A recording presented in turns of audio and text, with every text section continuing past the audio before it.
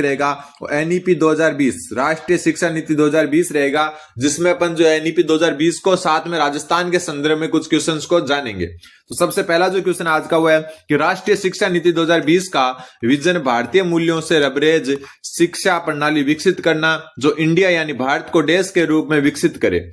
तो भारतीय मूल्यों से जो है लबरेज शिक्षा प्रणाली विकसित करना, जो इंडिया भारत को ग्लोबल नॉलेज सुपर पावर के रूप में विकसित करे। तो उत्तर हो जाएगा ऑप्शन नंबर 2। इसके अलावा जो नई शिक्षा नीति है ना, उसने देशभक्ति या देश भावना जो है उस पर ज्यादा बल दिया है। और ये जो शिक्षा नीति है ना, वो मूल कर्तव्यों व संवैधानिक मूल्यों के प्रति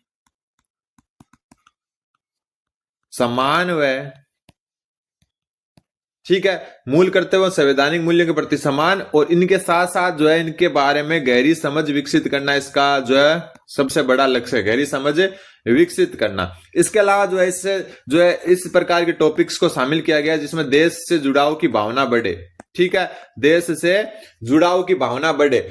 तो अभी जो शिक्षा नीति आई है जो धीरे धीरे लागू हो रही है, बहुत जगह लागू हो चुकी है, इसमें जो है देशभक्ति पर ज्यादा जोर दिया गया है कि बच्चा जो है देशभक्ति या मूल कर्तव्य या संवैधानिक मूल्यों को सिर्फ सीखे ही नहीं, उनको अपने व्यवहार में भी उतारे, इस पर ज्यादा जो है जोर दिया गया है। इसलिए जो है ग्लोबल नॉलेज सुपर पावर के रूप में भारत को विकसित करना इसका एक लक्ष्य है। फिर राष्ट्रीय शिक्षा नीति 2020 की अभी संस्था अनुसार RSCERT उदयपुर द्वारा शुरू किए गए विद्या प्रवेश कार्यक्रम की समय अवधि कितनी है। तो सबसे पहले जो है RSCERT जो उदयपुर में है, जैसे NCERT होता है दिल्ली में, वैसे राजस्थान का जो स्टेट की लेवल पर RSCERT है वो उदयपुर में, उसका कार्यक्रम का नाम अलग से याद रख लेना, विद्या प्रवेश कार्यक्रम। तो विद्या प्रवेश कार्यक्रम जो है इसकी समय अवधि कितनी रहती है, तो इसकी समय अवधि जो है वो 3 माह रहती है। मतलब प्रवेश जो है उत्सव मनाया जाता है वो 3 माह तक रहता है एनईपी 2020 के अनुसार। फिर अगला क्वेश्चन है, इसकी अगली क्लास जैसे जो 2.0 जो कलाम की टेस्ट सीरीज है उसका अगला टेस्ट होगा ना माइनर 6, उसमें भी ये टॉपिक है, तो उससे भी मैं आपको जो है ये और वापस क्लियर कर दूंगा। राष्ट्रीय शिक्षा नीति 2020 के अनुसार पाठ्यक्रम के मार्गदर्शक सिद्धांत में सम्मिलित कौन सा नहीं है। सबसे पहले अनिवार्य अधिगम व आलोचनात्मक चिंतन को बढ़ावा देना, बिल्कुल सही बात है। ऐसे क्वेश्चन में नेगेटिव वाक्य को ढूंढना है बस अपने को। विषयों के चुनाव में दृढ़ता मतलब जो है आप पर थोपना एक प्रकार से, जबकि नई शिक्षा नीति में क्या है, लचीलापन है जो है विषयों के चुनाव में। मतलब नई शिक्षा नीति के अनुसार आप 11वीं क्लास में जो है मैथ ले ली, ठीक है, मैथ के साथ कॉमर्स का भी कोई सब्जेक्ट ले सकते हो, एक आर्ट्स का ले सकते हो, फिजिक्स के साथ इतिहास ले सकते हो, ऐसा रूल बनाया जा रहा है। तो इसमें दृढ़ता नहीं है, लचीलापन है, तो ये सम्मिलित नहीं है, नेगेटिव सेंस में है। मिडिल स्तर पर कोडिंग गतिविधियों की शुरुआत, बिल्कुल सही बात है। और बहुभाषावाद और भाषा की शक्ति, ये भी बिल्कुल सही बात है, लेकिन ऑप्शन 2 इसका उत्तर हो जाएगा। ठीक है, अगला क्वेश्चन नंबर 93। राष्ट्रीय शिक्षा नीति 2020 में जेंडर समावेशी निधि का गठन प्रस्तावित है। किसका? जेंडर समावेशी निधि का गठन प्रस्तावित है। ये जो है किसके लिए है वो बताना है। सबसे पहले लड़कियों को गुणवत्तापूर्ण शिक्षा उपलब्ध करवाने हेतु, बिल्कुल। ट्रांसजेंडर को गुणवत्तापूर्ण शिक्षा उपलब्ध कराने हेतु, बिल्कुल सही। तो दोनों के दोनों सही है, उत्तर हो जाएगा ऑप्शन नंबर 3, 1 व 2। इसके अलावा जो अल्पसंख्यक बच्चे हैं, कौन से? अल्पसंख्यक बच्चे प्लस में CWSN मतलब हो गया विशेष आवश्यकता वाले बच्चे। कौन से? विशेष आवश्यकता वाले बच्चे, विशेष आवश्यकता वाले बच्चे। इनको जो है साथ में दिव्यांग, इनको क्या आपके जो है समावेशी शिक्षा प्रदान करना, समावेशी शिक्षा प्रदान करना या समरूप शिक्षा प्रदान करना जो है क्या है, नई शिक्षा नीति का उद्देश्य है। इसके अलावा लड़कियों और ट्रांसजेंडर जो है उनको गुणवत्तापूर्ण शिक्षा उपलब्ध कराने के लिए जेंडर समावेशी निधि का भी गठन प्रस्तावित है। अगला क्वेश्चन, लेवल 1 और लेवल 2 दोनों के लिए उपयोगी है। आगे बढ़े उससे पहले मैं बता दूं कि अपना ऐप है परफेक्ट मॉक बाय जीवा स्टडी, जिसका लिंक डिस्क्रिप्शन में दिया हुआ है, वरना आप डायरेक्ट ऐप जो है प्ले स्टोर से सर्च कर सकते हो। इस पर जो है लेवल 1 और लेवल 2 के जो कॉमन टॉपिक्स हैं उनकी टेस्ट सीरीज चल रही है। क्या चल रही है? टेस्ट सीरीज चल रही है, जिसमें डेमो टेस्ट फ्री दिए हुए हैं, डेमो टेस्ट फ्री दिए हुए हैं। तो एक बार आप जाकर मेरे कहने पर जो है डेमो टेस्ट जरूर देखें, डेमो टेस्ट का लेवल कैसा लगे फिर ही आप जो है आगे परचेज करने की सोचे, वरना डेमो टेस्ट तो एक बार जाकर जरूर देखें। परफेक्ट मॉक नाम से अपना ऐप है, लिंक डिस्क्रिप्शन में दिया हुआ है। फिर राष्ट्रीय शिक्षा नीति 2020 के अनुसार जिन क्षेत्रों में सामाजिक आर्थिक रूप से पिछड़े बालक अधिक है उनमें विद्यालयों में छात्र शिक्षक अनुपात कम से कम कितना होना चाहिए। सामान्यतः जो छात्र शिक्षक अनुपात है ना 2020 के अनुसार, सामान्यतः एनईपी 2020 के अनुसार जो है छात्र शिक्षक अनुपात है वो कितना है 30:1 है सामान्यतः, ठीक है। लेकिन जिन क्षेत्रों में सामाजिक आर्थिक से रूप से पिछड़े बालक अधिक है उनमें ये जो है कम करके कितना किया गया है 25:1, यानी कि 25 छात्रों पर एक शिक्षक होगा, ठीक है। सामान्यतः कितना है 30:1, यानी कि 30 छात्रों पर एक शिक्षक होगा। लेकिन जो सामाजिक आर्थिक रूप से पिछड़े बालक अधिक है उन क्षेत्रों में क्या है 25:1 होगा। अगला क्वेश्चन, राष्ट्रीय शिक्षा नीति 2020 का आधारभूत सिद्धांत नहीं है, वापस वही नेगेटिव देखना है अपने को। फिर बहुविषयक तो समग्र शिक्षा, बहुविषयक का मतलब मैं बता चुका आपको कि आप जो है अलग अलग स्ट्रीम के कोई भी 3 सब्जेक्ट ऐच्छिक रूप से चुन सकते हो। फिर पाठ्यक्रम में स्थानीय मुद्दों का समावेश, ये बात भी बिल्कुल सही है। पाठ्यक्रम में जो है स्थानीय मुद्दे ज्यादा होंगे, मातृभाषा की शिक्षा होगी वो भी पता आपको 5वीं क्लास तक।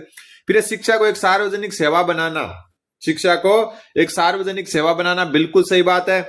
शिक्षा में निजी निवेश को बढ़ावा देना, तो ये बात बिल्कुल गलत है। निजी निवेश को बढ़ावा देना ऐसा कोई विजन जो है आपका या सिद्धांत है राष्ट्रीय शिक्षा नीति 2020 का नहीं है। अगला क्वेश्चन, एक क्लास और मैं लाऊंगा इसकी, ठीक है। जो नई टेस्ट सीरीज है 2.0 उसमें अभी ये टॉपिक आया नहीं है। फिर राष्ट्रीय शिक्षा नीति 2020 के अनुसार शिक्षकों को सतत व्यावसायिक विकास, कौन सा सतत व्यावसायिक विकास कार्यक्रम प्रत्येक वर्ष स्वेच्छा से न्यूनतम कितने घंटे भाग लेना अपेक्षित है। मतलब जो नई एजुकेशन पॉलिसी है 2020 उसके अनुसार शिक्षकों को जो सतत व्यावसायिक विकास यानी कि ट्रेनिंग वगैरह है ऐसे कार्यक्रम आयोजित होंगे जिसमें प्रत्येक वर्ष स्वेच्छा से न्यूनतम 50 घंटे अपेक्षित होंगे उनसे। कितने 50 घंटे। तो उत्तर हो जाएगा आपका ऑप्शन नंबर 3। अगला क्वेश्चन, राष्ट्रीय शिक्षा नीति 2020 में सेकेंडरी स्टेज का पाठ्यक्रम व शिक्षा शास्त्र किस आयु वर्ग के बालकों के लिए विकल्पित किया गया है। इसको मैं बता दूं, सबसे पहले अपनी जो नई शिक्षा नीति है वो 5+3+3+4 इस हिसाब से चलेगी। इस हिसाब से कैसे चलेगी, सबसे नीचे वाली स्टेज का नाम है फाउंडेशन, ठीक है। इसमें जो है वर्ष आयु में बता दूं, इसको 2 भागों में बांटा गया है। एक तो 3 से 6 वर्ष के बालक, ठीक है, और एक 6 से 8 वर्ष के बालक, 2 भाग हो गए। और इसमें जो ऊपर वाली में प्री प्राइमरी कक्षा होगी 3, जिनको अपन नर्सरी, एलकेजी, यूकेजी कहते हैं। हालांकि इनको अलग नाम से भी जाना जाता है, PP3, PP4 और PP5, ठीक है। यहां होगी कक्षा 1 व 2, ये फाउंडेशन हो गया, ठीक है। इसके अलावा जो है दूसरे नंबर पर आता है वो आती है स्टेज जिसको कहते हैं प्रीपैरेटरी स्टेज, प्रीपैरेटरी, ठीक है। प्रीपैरेटरी में क्या होता है आपका, अगर आयु की बात करें तो 8 से 11 वर्ष, और कक्षा की बात करें तो आगे की 3 कक्षाएं, कक्षा 3 से 5 तक, ठीक है। अब बात आती है तीसरी स्टेज की जिसको कहते हैं अपन मिडल। और मिडिल स्टेज जो है इसमें अगर हम आयु की बात करें तो 11 से 14 वर्ष की आयु। कक्षा की बात करें तो कक्षा 5 से लेकर 8 तक होगी, ठीक है। और चौथी जो स्टेज होगी सेकेंडरी। कौन सी होगी, सेकेंडरी स्टेज। इसमें 14 से 18 वर्ष की आयु और कक्षा 9 से 12 तक, कक्षा 9 से 12 तक, ठीक है, 9 से 12 तक। अब देखो 5+3+3+4, 5 मतलब ये 5 क्लासेज, ठीक है। 3 मतलब ये वाली 3 क्लासेज, 3 अगली 3 यानी ये 3 क्लासेज, और अगली 4 यानी कि ये 4 क्लासेज। अब बात हो रही है आपकी सेकेंडरी स्टेज में, और सेकेंडरी स्टेज ये रही 14 से 18 वर्ष की आयु होगी इसमें। तो उत्तर क्या हो जाएगा आपका ऑप्शन नंबर 4, ठीक है। एकदम इजी क्वेश्चन था। अगला क्वेश्चन, राष्ट्रीय शिक्षा नीति 2020 में निर्धारित किए गए लक्ष्यों में वर्ष 2025 तक किस कक्षा तक के प्रत्येक बालक को मूलभूत साक्षरता संख्या ज्ञान जो है प्राप्त करने का लक्ष्य रखा गया है। मतलब 2025 तक बुनियादी जो साक्षरता एवं संख्या ज्ञान नाम से जो है आपका FLN चलता है, क्या FLN, ठीक है। ये जो है कक्षा 3 तक रखा गया कि कक्षा 3 तक के बालकों को संख्या का 2025 तक मूलभूत ज्ञान हो जाए, ठीक है। दूसरी बात 2030 तक एक और चीज रखी गई है, 2030 तक ECCE का सार्वभौमिकरण।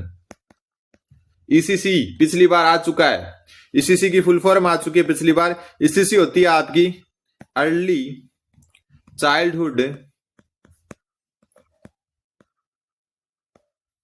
केयर एंड एजुकेशन, मतलब प्रारंभिक जो है बाल्यावस्था जो है देखभाल एवं शिक्षा। ईसीसी की फुल फॉर्म आपकी पिछली बार पूछ चुके हैं जो है 3rd ग्रेड 2023 में। अगला क्वेश्चन नंबर 99, राष्ट्रीय शिक्षा नीति 2020 के अध्याय 3 के तहत ग्रोस इनरोलमेंट रेशियो, ठीक है, सकल नामांकन अनुपात कि जो है, वापस देखो, राष्ट्रीय शिक्षा नीति 2020 के अध्याय 3 के तहत ग्रोस इनरोलमेंट रेशियो को किस वर्ष तक 100% करने का 100% करने का लक्ष्य रखा गया है। तो ज्यादातर चीजें 2030 को टारगेट लेकर चली गई है, तो उत्तर हो जाएगा 2030। सकल नामांकन अनुपात क्या होता है कि ड्रॉप आउट को कम करना, कि जितने बच्चे 9वीं पास कर रहे हैं उतने 10वीं में जा रहे हैं, जितने 10वीं पास कर रहे हैं उतने 11वीं में जा रहे हैं, उसको कहेंगे सकल नामांकन अनुपात। यानी कि आपका ग्रोस इनरोलमेंट रेशियो जो है ड्रॉप आउट बच्चों की संख्या ना के बराबर या फिर 0 हो जाए। अगला क्वेश्चन नंबर 100, राजस्थान शिक्षा विभाग द्वारा राष्ट्रीय शिक्षा नीति 2020 के अनुसरण में प्राथमिक कक्षाओं के लिए बनाए गए 360 डिग्री प्रगति कार्ड का क्या नाम है। 360 डिग्री का एक प्रगति कार्ड बनाया जा रहा है। इंग्लिश वर्जन हमेशा याद रख लेना, हिंदी में तो अलग अलग आ सकते हैं। होलिस्टिक रिपोर्ट कार्ड, ठीक है, ये ध्यान में रख लेना। क्वेश्चन ये भी पूछ सकते हैं एचआरसी जो है उसका फुल फॉर्म क्या है, तो होलिस्टिक रिपोर्ट कार्ड। इंग्लिश वाला कभी भी अलग नहीं आएगा, हिंदी में अलग अलग नाम आ सकते हैं इसके।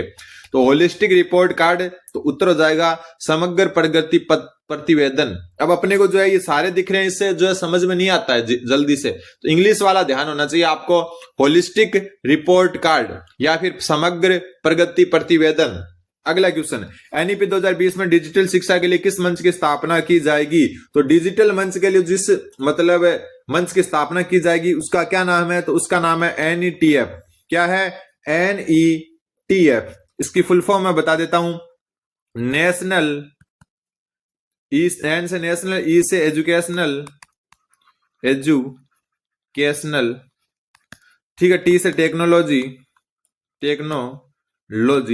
और फोरम, ठीक है। एनईटीएफ यानी कि नेशनल एजुकेशन टेक्नोलॉजी फोरम, जो डिजिटल शिक्षा के लिए एक मंच की स्थापना की जाएगी, किसके अनुसार, एनईपी 2020 के अनुसार। फिर राष्ट्रीय शिक्षा नीति 2020 में बाल वाटिका प्री प्राइमरी का ही एक रूप है। किसका, प्री प्राइमरी का ही एक रूप है। में किस वर्ष की आयु तक के बच्चों को शिक्षा देने का प्रावधान किया गया है। तो प्री प्राइमरी आपको पता है 3 से 6 वर्ष तक के बालक हैं, ठीक है, तो उत्तर हो जाएगा 6 वर्ष इसका, ऑप्शन नंबर 2। हालांकि कलाम ने इसमें जो है एक माना, ये गलत है, क्योंकि 3 से 6 वर्ष का बालक क्या करता है, पहली कक्षा में प्रवेश करता है, ठीक है। 5 वर्ष जो है, मतलब 5 वर्ष से अधिक और 6 वर्ष के आसपास का जो बच्चा होता है, हर साल जो है अलग एक जो है डेट ऑफ बर्थ आती है कि इससे नीचे बालक जो है या इससे ऊपर का बालक जो है कक्षा में आयु के अनुसार जो है प्रवेश मिलता है। फिर आपका परख राष्ट्रीय सर्वेक्षण 2024, पिछली बार ये हुआ था। राजस्थान स्टेट रिपोर्ट में राजस्थान के प्रदर्शन के संदर्भ में असत्य कथन बताओ, ठीक है, अभी बता देते हैं। सबसे पहले परख राष्ट्रीय सर्वेक्षण जो है ना, कक्षा 3, 6 और 9 किसके लिए हुआ था, 3, 6, 9। इसमें ग्रेड 3 ग्रेड 6 ना, इसका मतलब जो है कक्षा है ये, ठीक है। अब इसमें जो है थोड़ी सी रिपोर्ट जो है उसको मैं आराम से दिख लेता हूं। सबसे पहले बात करूं ग्रेड 3 की, थोड़ा इस साइड लिख देता हूं ताकि तीनों आ जाए एक लाइन में। ग्रेड 3, ठीक है। फिर बात करते हैं अपन ग्रेड 4 की, सॉरी ग्रेड 3 मतलब ग्रेड 6 की। फिर अपन बात करते हैं ग्रेड 9 की, यानी 9वीं कक्षा की, ठीक है। इधर अपन बात करते हैं भाषा, और इधर थोड़ा इधर लिख देते हैं ताकि नंबर लिख दूं। यहां भाषा और यहां गणित, 2 मुख्य ये, बाकी सामाजिक अध्ययन विज्ञान भी शामिल थे। अब मैं लिख रहा हूं कि कितना स्कोर किया, तो भाषा में जो है ग्रेड 3 में 70 और गणित जो है इसमें 66, ठीक है। ग्रेड 6 में 60 और 53 और ग्रेड 9 में जो है 56 और 44। यहां से क्वेश्चन आते, क्योंकि पिछला जो परख राष्ट्रीय सर्वेक्षण हुआ था उससे क्वेश्चन आए थे पिछली बार। ये 4 साल में वैसे होता है, कभी 5 साल भी लगा देते हैं। इस बार 8 साल लगा दी थी कोरोना के कारण, तो वो अलग अलग बात है। तो यहाँ पर ये स्कोर रहा राजस्थान का, ठीक है। तो ग्रेड 3 में भाषा में छात्रों का प्रदर्शन 70% रहा, तो ग्रेड 3 में 70% रहा भाषा में, बिल्कुल सही बात है। ग्रेड 6 में छात्रों का प्रदर्शन 60% रहा भाषा में, तो ये रहा 60%, बिल्कुल सही बात है। ग्रेड 3 में गणित में छात्रों का प्रदर्शन 66% रहा, ये रहा 66, बिल्कुल सही बात है। ग्रेड 9 में भाषा में प्रदर्शन 54% रहा, तो ग्रेड 9 में भाषा में तो 56% है, तो ये गलत हो गया। बस एक सारणी से सारा काम तमाम हो गया, उत्तर हो जाएगा ऑप्शन नंबर 4। ठीक है। अगला क्वेश्चन है आपका, प्रखर राजस्थान के तहत शिविरा पंचांग 2024-25 में कक्षा 1 से 8 तक के विद्यार्थियों हेतु पठन कौशल में सुधार हेतु किस कालांश को रीडिंग पीरियड के रूप में निर्धारित किया गया है? तो देखो, कक्षा 1 से 8 तक के विद्यार्थियों हेतु पठन कौशल में सुधार करने हेतु किस कालांश को रीडिंग पीरियड के रूप में निर्धारित किया गया था? तो इसका उत्तर जो है आपका हो जाएगा ऑप्शन नंबर 2, 7वां कालांश। हालांकि अभी ये चेंज कर दिए गए हैं, ठीक है। अभी जो है शुरुआत के 2 पीरियड जिसमें प्रखर राजस्थान अभियान चल रहा है, जो 4 दिसंबर तक चलेगा आपका, ठीक है, जो है इस 5 दिसंबर तक ये प्रखर राजस्थान अभियान चलेगा, जिसके अंतर्गत जो है पठन कौशल को विकसित किया जा रहा है, ORF वगैरह। तो ये अभी चेंज कर दिया गया, शुरुआत के 2 कालांश इसमें किए गए हैं, ठीक है। और आज का लास्ट क्वेश्चन, क्योंकि उसके बाद जो है टॉपिक अलग अपन करेंगे, और इस टॉपिक की मैं एक क्लास और लाऊंगा, ठीक है। मुख्यमंत्री शिक्षित राजस्थान अभियान के निपुण संवर्धन कार्यक्रम, सबसे पहले मसरा मुख्यमंत्री शिक्षित राजस्थान अभियान, ये जो है कक्षा 3 से 8 तक होता है। कौन सी कक्षा से? कक्षा 3 से 8 तक। निपुण संवर्धन कार्यक्रम के तहत भाषा एवं साक्षरता विकास का समग्र अनुभव के लिए 4 ब्लॉक पेडागोजी में सम्मिलित ब्लॉक नहीं है। तो इसमें जो है कौन कौन से ब्लॉक सम्मिलित हैं? तो सबसे पहले मौखिक भाषा विकास बिल्कुल, शब्द पहचान बिल्कुल, लेखन अभिव्यक्ति बिल्कुल, और चौथा जो है वो है, एक मिनट, चौथा जो है वो है पढ़ना व समझना, पढ़ना व समझना, ये शामिल है। और चौथा, इसका जो ऑप्शन चौथा है वो वाक्य पहचान सम्मिलित नहीं। तो ये इंपॉर्टेंट आपके NEP 2020 के क्वेश्चन थे। उम्मीद आपको समझ में आएंगे। चैनल पर बने हैं तो चैनल को सब्सक्राइब करें। धन्यवाद।